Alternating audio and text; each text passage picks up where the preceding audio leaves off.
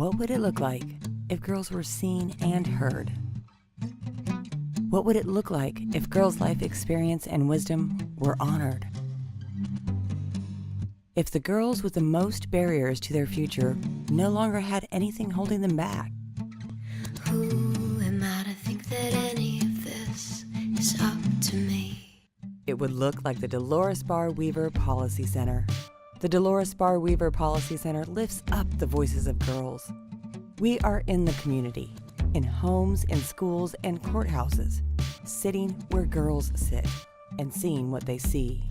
Every girl is unique. Every girl has a story. When we hear her voice, when we hear her story, we can see beyond behaviors. We can see hope. We can see strength. We can see possibility. And we reflect those back to the girl and to the community. We have to have experience directly working with girls. And it's through that experience that we really learn what's happening to girls. And that then drives our policy agenda.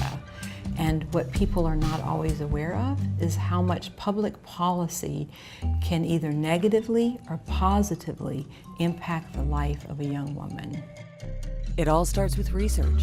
Our research is about getting to know the girl, getting to know her community, her culture, and her personal story. It's about putting girls' stories into the context of our city, our state, and our nation. Our programs draw on what we've learned from our research so we can meet girls' needs, whatever those needs may be. Our training and technical assistance uses what we've learned from girls to introduce our colleagues and the next generation of professionals to innovative ways of improving outcomes for girls. When we talk about advocacy, we're talking about bringing girls' stories to people in positions of power so we can change laws and policies in a way that propels girls forward instead of holding them back. Research, programming, training, advocacy, each piece is essential because they all lead to one outcome: hope for girls. And hope for girls is hope for our community. What does it look like when girls are seen and heard? It looks like Sisters Shayla and Danielle. It looks like Brianna. It looks like Alyssa. I got sent away after I was a victim of human trafficking. I guess it was for my safety because I violated probation. I don't know, but they didn't ask, why or how I was feeling that way or really what happened. When a girl goes out to the streets and she gets in trouble, I think a lot of times they look at what's in black and white. When they get arrested, what's on the arrest report. That's what's looked at, not where she's come from or what she's been through. It's just so important to let the girl tell her story before you judge her. A lot of people don't understand that. I was incarcerated at the time when I met Miss Jenna. She helps me along with everything I have going on, and we talk about my son and things like that. I'm currently going through custody battle. Miss Jenna always speaks to me about, the past is the past. She said, don't let the past be the judgment of your future. Because I actually thought there was a time that I wasn't going to get better. I didn't know how to go. I was going with things, and I actually thought I wasn't going to be nothing in life, pretty much. I just love the support system for my granddaughter. A lot of times, we can't reach them. I don't care how much we love them. It's still something they ain't gonna open up to us with. Well, it make me feel very good to know that the policy center, that there is, hope and support for the young ladies.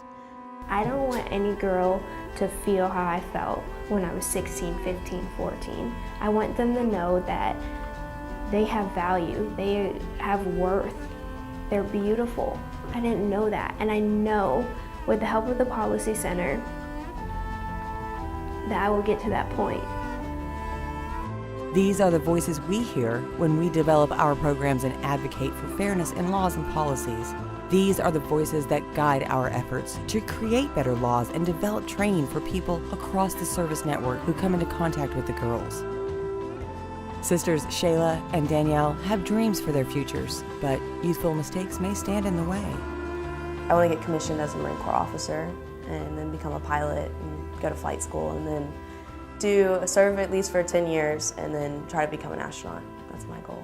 And if you're not that same person, because I'm not the same person I was a year ago, I'm not the same person I was 2 years ago.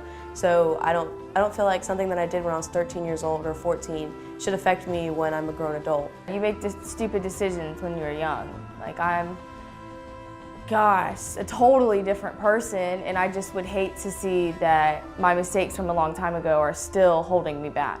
I'm really fascinated with space. So I just feel like I'm destined for the stars. So I'm gonna reach the stars one day. We believe that the mistake that a girl makes when she is a teenager shouldn't define the rest of her life as an adult. And we are losing a generation of girls, and that's at a terrible cost to the girls, but also a terrible cost to our community. This is what it looks like when a girl is seen and heard. This is what it looks like when a girl's experience is honored. This is what it looks like when a community takes a stand and says, yes, girls matter. Yes, we will remove barriers placed in front of girls. Yes, we will open our doors and keep you in our community. Yes, we will be there for you no matter what. Yes, we see the girl.